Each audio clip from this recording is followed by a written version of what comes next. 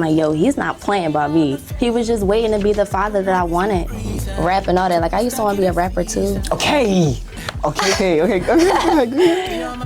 Where you gonna go? Exactly. When you die, where you gonna go? You feel me? Like, I don't want people to go or to die and God be like, oh, I never knew you. Yeah, I almost dropped a tear. It get like that. It really hit you in your heart. Like, yeah, because you want people to be saved, you feel me? But like, not everybody's gonna be saved at the end of the day, only if you make it. For people to say that God is not real, it's like, how? Yeah, right? He's always working. Right? I need him. Right. Like, there was a hole in my heart where I was like, I need God. Because he's the creator. Like, how couldn't he have an amazing plan in store? Like, How I know God is real? Because I knew my life without God, and my life with God is 10 times better. yes. How can we have a creator that has a whole plan for us, has so many things in store for us, and all he expects us to do is just show up and have faith and trust him? You know, a little questionable right now, but he still got some good songs though, so I ain't going to judge him for what he's doing now. But people just need to have their own experience with God and have their own reason as to why they need to come for themselves instead of like coming because their mom asked them to come, or coming because like your family told you need to show up, because then you're not showing up with like your heart in the right posture. Like, What's up, y'all? My name is Chiz. Today I got Janae Gomez here. She's a junior at LaSalle, nutrition major. And we're gonna do a little God pod today, you feel me? So, introduce the camera, like, what do you do, who you are, and yeah, feel me? hey y'all, so I'm Janae Gomez. I'm a junior, like he said, here at LaSalle. I'm also a nursing major and co-CEO of EDM, which is Elegance Dance and Modeling, here at LaSalle, which is an organization focused for dance and modeling as well, but just to give people like me and other people and other students on campus a safe space, so. Good. And she told me that she was from West Philly. Yes. So like, what was your origin story? Like, where did you go to middle school, high school, whatever? And how did you find LaSalle? Oh, that's a good question. So in middle school, I went to PPAX, which is the younger version of string theory. And so I went to PPAX from 1st grade to 4th, and then string theory from 5th to 8th. And then after that, I went to Franklin Learning Center, where I was a medical assistant major. So because I had that major, that made me want to come to college. Here, I didn't actually want to go to college, to be honest, to be like all the way honest. But I decided to go through with it. So now I'm a nursing major here, and I love it now. Mm-hmm. And like, how has Philly shaped you? Because I know you do so much, and we're going to talk about this in the God Pod, but how has Philly shaped you to who you are today? And it seems like you're a Latina, right? Latina? Yeah, I'm Hispanic. Hispanic, Puerto Rican, okay. yeah. Okay, go ahead. So how has Philly shaped you? So I feel like Philly has made me be like confident and be okay and having confidence and being creative, because I feel like so many creative people come out of Philly, so many people that are that have amazing ideas, amazing things to bring forth. So I feel like that really inspired me to take that and run with it and be an entrepreneur, because I feel like a lot of people are entrepreneurs that are in Philly and have just amazing ideas and qualities to bring forth. So I feel like that shaped me into who I am, just having that like that swag, that charisma. So yeah. Yeah, going to like the entrepreneur part, like I do a lot of things also. And like a part of that is hair. So I actually cut hair on the side. And like she does like hair and nails, so she's doing a lot. She's hustling too. So like that, I feel like that hustle from Philly, you know, is always instilled, especially in the young generation. You feel Absolutely. me? But speaking of like businesses and like careers, what do you do outside of school? So Like from for a work. young age, I always wanted to be an entrepreneur. Like I knew I didn't want to work for anybody. I wanted to be my own boss. So I've always just literally been that. Like I used to sell brownies. I used to make like candy bags at school for people to buy.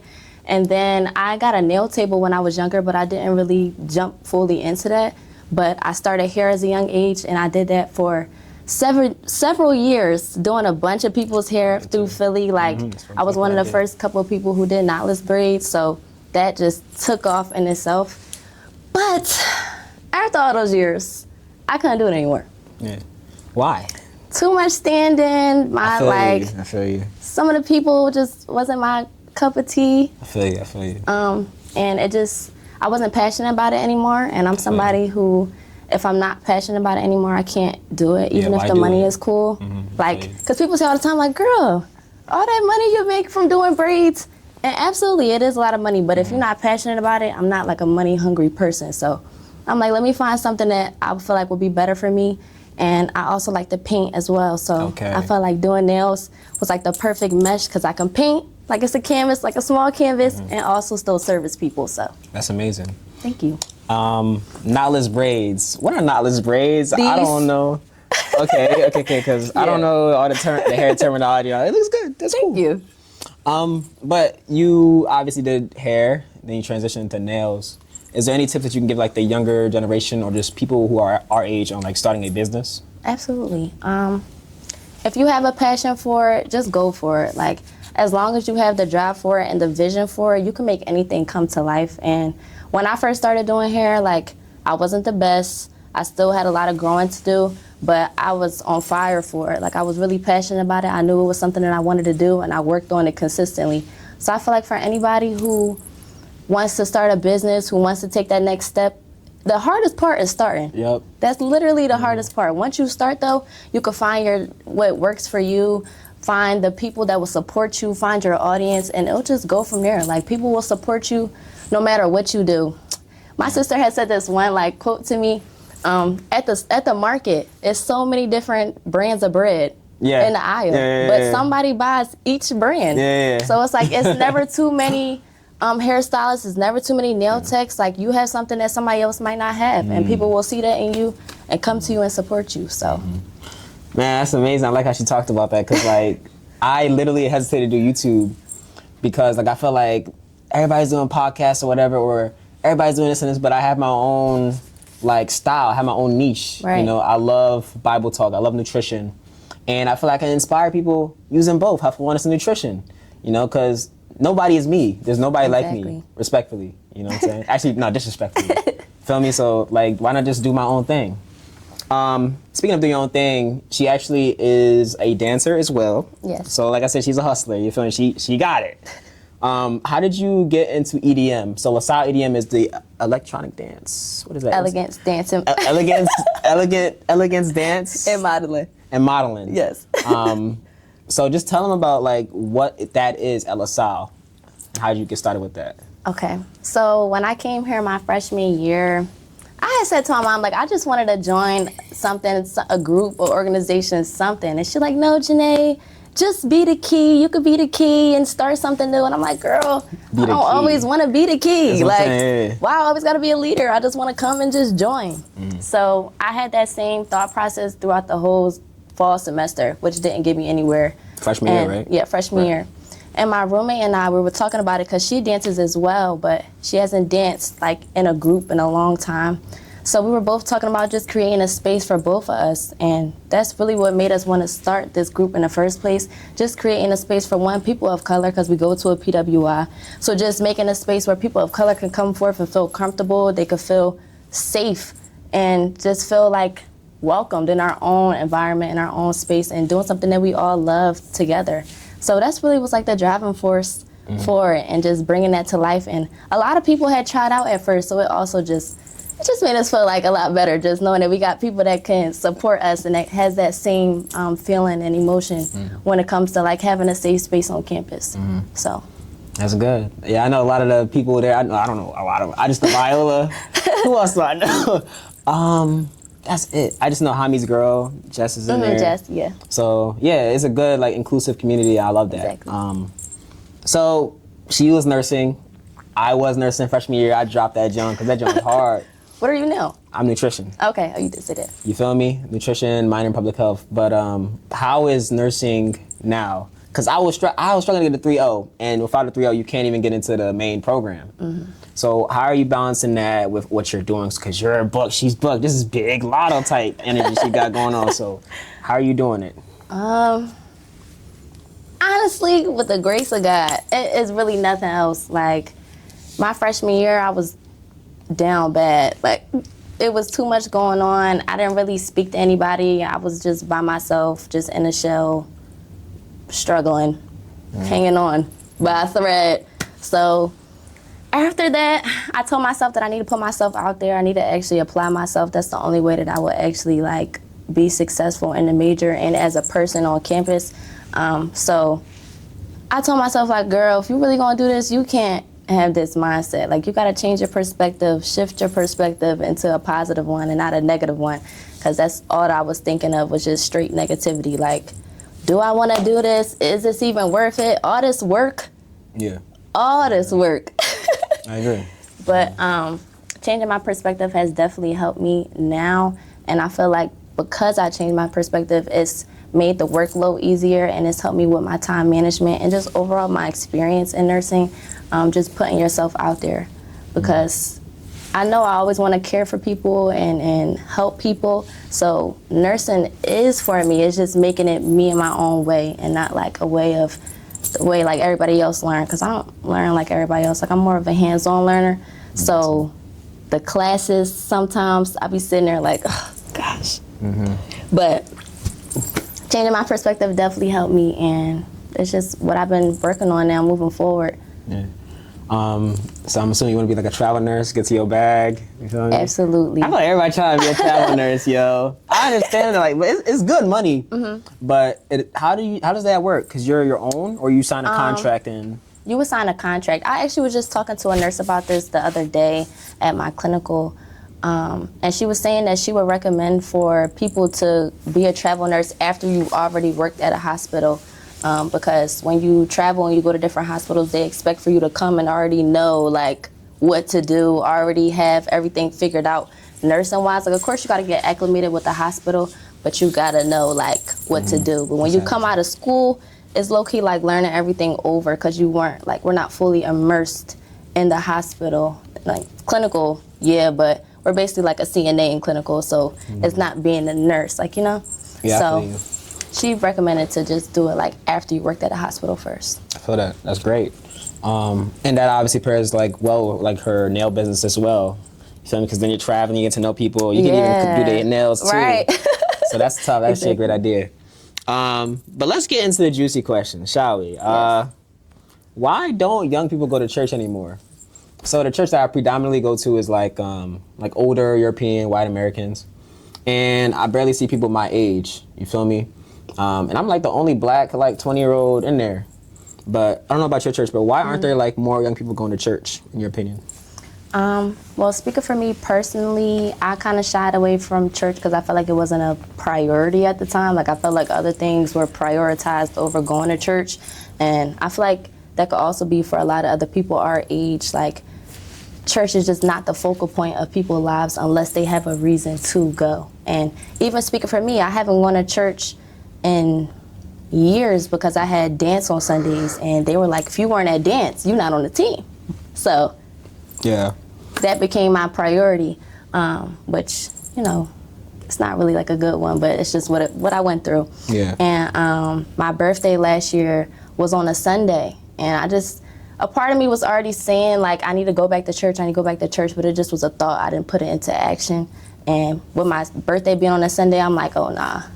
Like, God is definitely speaking to me right here. He is telling me, like, girl, I done set your birthday up this year. Yeah. You need to show up. Church, yeah. So I did, and they wound up calling me out at the service, and it just really spoke to me, and it showed me, like, he's had his hand on me my whole life. And even though, like, I strayed away from it, he's still setting it up and making it a safe space for me to come, and he's not gonna judge me for it just because I wasn't there. Yeah. So I feel like for young people, like, everybody goes through their own thing, but I feel like people just need to have their own experience with God and have their own reason as to why they need to come for themselves, instead of like coming because their mom asked them to come, or coming because like your family told you need to show up, because then you're not showing up with like your heart in the right posture, like, you know, you feel like you're forced to. And anybody that feel like they forced not going to do it. They're not going to do it. And I just wanted to add on to that, like, I talked to a lot of people about why they don't go to church, and they feel like their parents like kind of forced them to go when they was younger, so they kind of have like a church hurt where they don't feel like going, or they feel like they was forced. So I don't want to do it. But at the same time, that personal relationship with God, you kind of have to have. You feel me? Because I didn't want to go to church last year. You feel me? Like, until I like was like, I need Him. Right. Like, there was a hole in my heart where I was like, I need God, like, right now. And I wanted to, you know, seek a spiritual mentor, pray, go to church. So, like, with the younger generation, I feel like church hurt. Their parents, like, go to church, and now they like, I don't feel like it. And I was the same way. And then COVID hit. Now people don't want to go to church. Now they want to go online. So I feel like it's a variety of things, but I feel like church hurt is a big reason. and just people not striving for a personal relationship with God. And that's why I have this type of content, just to show you like it's cool to be aligned with God, and you got to get to know God, because where you gonna go? Exactly. When you die, where you gonna go? You feel me? Like, I don't want people to go or to die and God be like, oh, I never knew you. Feel me? You gotta love him first, you know? That's the worst feeling. You know, you could save somebody but they don't want to get or take that personal relationship with God serious. But yeah, I almost dropped a tear. It get like that. Yeah, It really hit you in your like, heart. Like, yeah, because you want people to be saved, you feel me? Exactly. But like, not everybody gonna be saved at the end of the day, only if you make it. Right? So I just want to talk about next, like, how did God save you? Because I saw your testimony on IG, and you was talking about, the one video Larry showed me was like, you was talking about how like, you never had like a father, but God, once he revealed to himself to you, he was like a father to you. Like, talk to the camera about like how that was and like how you got saved. Because that was a very impactful, I almost teared up a little bit. Thank you. But yeah. So, growing up, when I was younger, I was a daddy's girl, and then my dad just decided that he didn't want to be a father anymore. And he just stopped showing up, like literally just stopped showing up. So all my life, I feel like I was searching to fill that void, whether it was with people, friends, anything, honestly. I was just trying to fill the void and never felt satisfied, never felt fulfilled. And like all the time I went through my life asking like, well, why me? Like, why I can't have a dad? Why doesn't my dad want me? Because I feel like I'm an amazing person to get to know, and you just don't want to be my father. Like, okay. So I just walked around every day carrying a lot of hurt, carrying a lot of anger, carrying a lot of disappointment, just all the negative emotions that will weigh you down. I was weighed down. And I feel like over time, as I've been getting closer to God and building my relationship, I'm realizing that the whole time, all we had to do is come to him. The whole time, exactly. Yeah. He was just waiting to be the father that I wanted, that I was longing for in somebody else that doesn't want to be my father. He's already my father, just waiting for me to realize that he was there the whole time. And when I finally realized that, it just hit my heart so hard, because it's like, wow, like I've been looking for an answer this whole time, and I still didn't really get an answer from my actual father as to why he doesn't want to be around. But I got my answer in having a relationship with God, just by opening up my heart and just seeing that he was there the whole time, just waiting for me. He like, girl, I'm here to be your father, and I could give you even more than what my actual father was even trying to give me. So it just meant a lot to me, just changing my perspective again, and seeing what was in front of me the whole time that I was blind to see, because I had a bunch of stuff just weighing me down and just like closing my eyes to what was actually in front of me the whole time. So, and that's great. I say this all the time, but like, he's like, imagine a father, you got a kid always going away, but the father's always gonna be there with his arms wide open. Yes. That's God, you feel me? He's just waiting for us to return to him, you feel me? But it's like, when are you gonna open your eyes and see like, he wants you in his life, you feel me? And he wants you to prioritize him. But is there a moment where in your life you saw God working, where you was like, okay, God did, like, cause I know for me, I wake up every day and I'm grateful just to be, like, just being alive. I say this all the time, being alive is a blessing in itself. Like, come on, like we have the air to breathe. We have the people in our lives. We have the university. We have food. We have shelter. We have water. Like, how can I not be grateful for that? Exactly. God is everywhere. He's not like above. When people are like this, like, nah, he's within us. He's everywhere. But like, is there a moment in your life you saw God working in your life? Yes. Actually, recently is what really like hit me hard, which is why like I really had to give up all the things in my life that I felt like wasn't aligning with him, because I'm like, yo, he's not playing about me. Like, I had the opportunity to go to Rome to study abroad for school, and I didn't have the money for it, and I didn't know where the money was going to come from, because they already be charging us an arm and a leg just for like, our books are $400. Like, I don't even get the books no more. They be tripping, bro. That's what I'm saying. Yeah, they be tripping. Me either, I'm not gonna lie, because they be taxing. So I didn't know where the money was gonna come from. And my mom is also a firm believer in Christ, and she told me, like, Janae, like, you just gotta ask people and people will support you. And I didn't, a part of me, it was prideful. Like, I don't like asking people for stuff. I'm the type of person, I'm like, I wanna get it on my own, I'm gonna get it on my own. But I wasn't getting that money on my own, not gonna lie. Like, they wanted $3,000 in 2 months. And I'm like, where is that coming from? where is that coming from? But God. Yeah. And so, me putting my pride to the side and reaching out to people, and so many people that I didn't even know invested in me just because of who I am and the journey that I was about to go on that I didn't even know would impact me as much as it did. And so he wound up sending people and providing for me to be able to go on the trip. And leading up to the trip too, I still was worrying about money. Like, I don't have as much money as I needed to, and he wound up blessing me in a way that I didn't even expect. So I feel like he showed up crazy. Like, he just showing me, like, girl, all you need to do is come to me and ask, and I'll provide it for you. Like, as long as you come and ask and put your pride to the side and show up and be like, I need you, like, I need your help, he's always gonna come through, because he's always listening. Like, he always has an ear. No matter how many people are praying at the same time, asking him whatever at the same time, he's gonna answer everybody, because people took the initiative to come and ask and talk to him. So noticing that and being in Rome, and I'm like, yo, I'm really in Rome. I didn't even think I was gonna be here, and I'm here. I saw them little pics. I saw them little pics. Yes, yeah. Like, I couldn't believe it, but yeah, that's amazing. Yeah, definitely amazing. Yes, I want to go and speak about that. Like, you want to always seek God first, and then for all things will be added unto you. Too many times we're like chasing worldly things. Oh, I gotta get this, I gotta get that. You know, you chase money, what you gonna get? You can get the money probably, but it's gonna be way harder. But if you just put and surrender to God, He's gonna provide for you. He's gonna provide just enough for you. Exactly. You feel me? But next question: have you ever had any doubts in your faith, and how did you overcome them? That's a good question. It's been many times where I felt like my life is falling apart, and before I shifted my perspective, I didn't realize that when your life is falling apart to you is really when the blessing is right around the corner. And so I feel like in that is when I was doubtful. Like, the times where I felt like stuff wasn't working out for me, things weren't coming together for me, maybe I lost people, or people had things to say about my character, or whatever the case may be. I'm like, God, like, what's up? Like, what's going on? I don't understand. Like, what plan do you have in store? Because I don't see it working. And when I shifted my perspective, like, really shifting my perspective was the main thing. Because I know now, if something is not going the way that I want it to, or I feel like stuff is falling apart, I know that the blessing is really right around the corner. Or either that's a lesson that I needed to go through to build me to be able to be prepared for the blessing that he has coming. So, yeah. That's a great answer. Thank you. Next question. This is the original question she wanted to go into from a church sermon. If God was on trial, what would be the first thing you would say in his defense? Right. So for me, I just want to say, like, if somebody was like, oh, God is not real, first of all, you're breathing. The little intricacies in your body, you're moving, the life in you, you know, we get to speak and hear each other.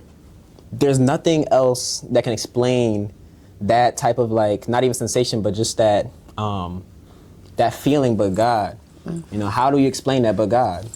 He created everything. You feel me? Everything on here he created because of his love for us. You feel me? But how would you say or testify against somebody who says God is not real? I don't know, like, this is another thing where I feel like you just have to go through it to believe it. Because I'm also somebody who I have to do something and see it for myself in order to see it. Because somebody else could tell me, like, what it is, but I won't really fully believe it until I go through it myself. Exactly. So I feel like if I was on trial, well, not if I was on trial, if I was testifying on God's behalf,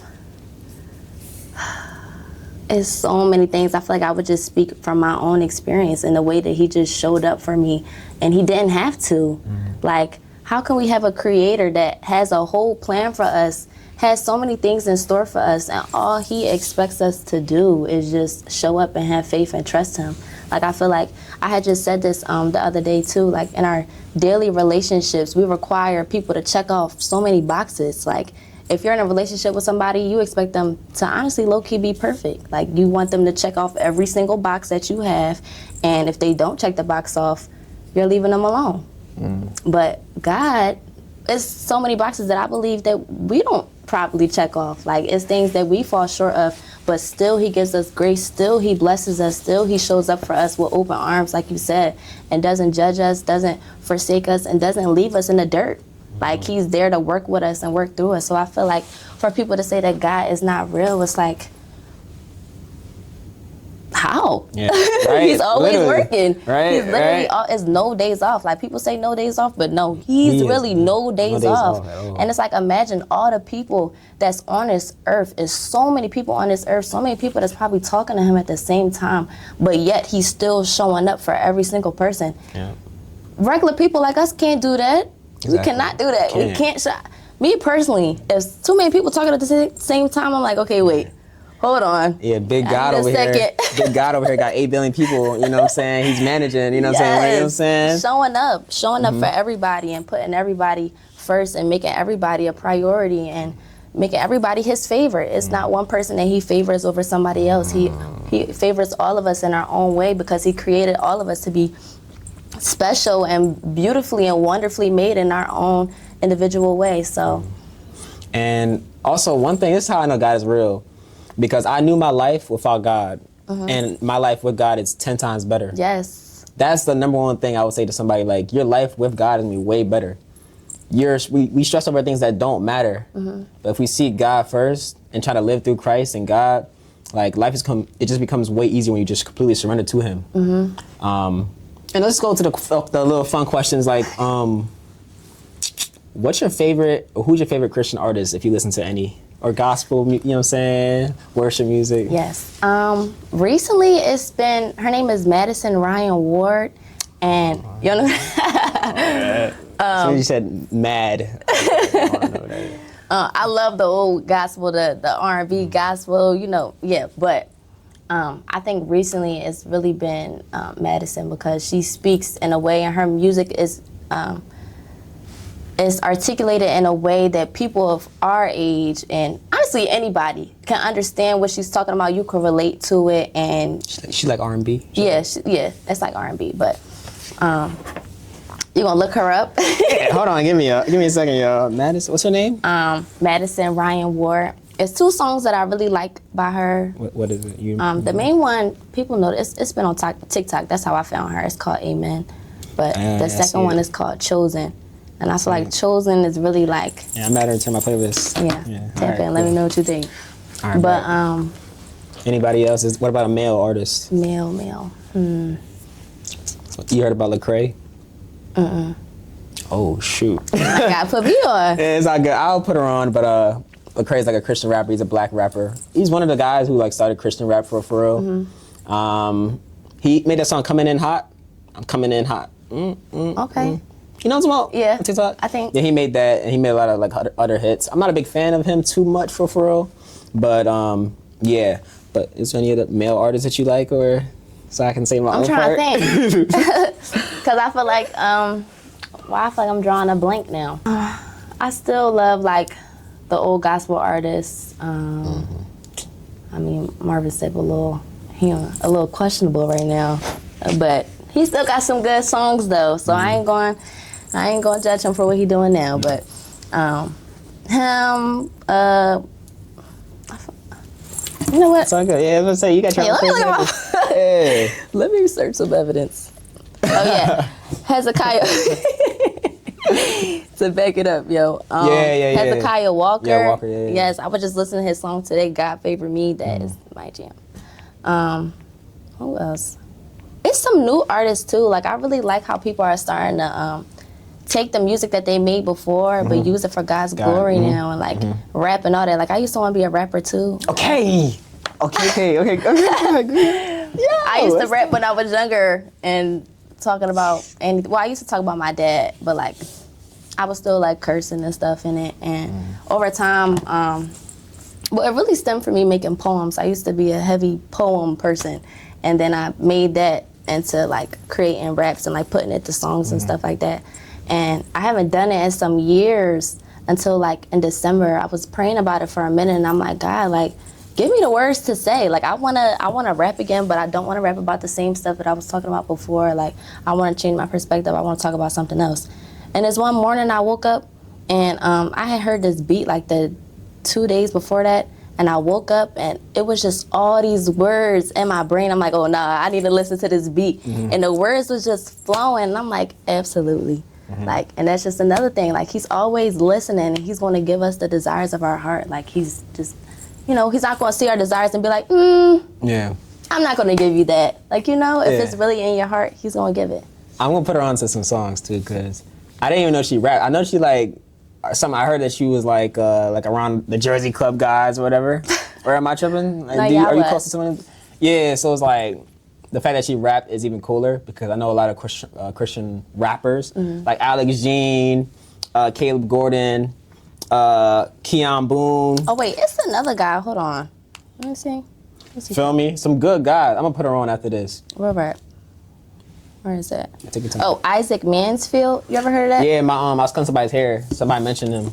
I never really listened to his music, though. You should. What about MTM Isaiah? You ever heard of him? Yeah, he make a lot of Jersey Club rap, but he puts it and makes it Christian. But yeah, my favorite rapper, my favorite R&B artist in general is Sunday. Okay. I said it to the SJU women, bro, but like Sunday is fire. Like he's like R&B, and I'm an R&B guy, low key. I sing to myself in the shower. Okay. And I can sing, I can hit the line just a little bit. Hit a little note. Yeah, but yeah, Sunday is fire. I love his music. I might make that even the trailer or something like that, Okay. trailer song, whatever. But we gonna see. And then last question is like, is there a favorite Bible verse that you have? Yes. I actually just got a bookmark for this, which was like You can even perfect. look it up too. I know mine's. Go ahead. It's Jeremiah 29:11. For I know the plans that I have for you, and it's such a simple verse, but I feel like it's so profound because only He knows the plan that He has for us. Like, I feel like me as a person, I feel like if I don't have a plan or like I want to know things, like how it's going to go, like I want to know. I feel like that's just the main thing. But sometimes it's okay not knowing. And to have faith is to believe in something that you can't see. And I feel like that's the main thing with trusting His plan. You're believing in something that you can't see. You're believing that His plan for you is going to be greater than what you can imagine because He's the creator. Like, how couldn't He have an amazing plan in store? Like, and all we got to do is trust Him. So that's my favorite Bible verse. So mine's is Galatians 1:10. It's in my highlights on my IG if you guys check it out. Galatians 1:10. Am I trying to please man or am I trying to please God? If I'm trying to please man, I wouldn't be a servant of Christ. And that really held true to me because I feel like I was people pleasing a lot, especially when I was in like high school. Like I wanted to do things that people wanted to do, but that got me nowhere. But when I try to see Christ, and I'm actually trying to push Christ to my platform, do IG, whatever I'm doing. Like things have changed. You know, I'm seeing how I impact people. All these people want to be a part of the God Pod now. You feel me? That. You know, I never even knew some of these people. Oh, I saw you at the God Pod. I'm like, that's tough. You feel me? And like the impact that I have with people, like you'd be surprised who you can reach. You feel me? Like on YouTube alone, I already hit 20K. It's my first month views. So it's just crazy. You feel me? Like, but yeah, that's the end of the video. First of all, shout out to Janae. You feel me? I hit her up. Thank you for having me. Yeah, she was down to do the God Pod. You feel me? But hope you guys have a blessed one. You feel me? And stay tuned. We got some more interesting and fire content coming through. Feel me? Yeah.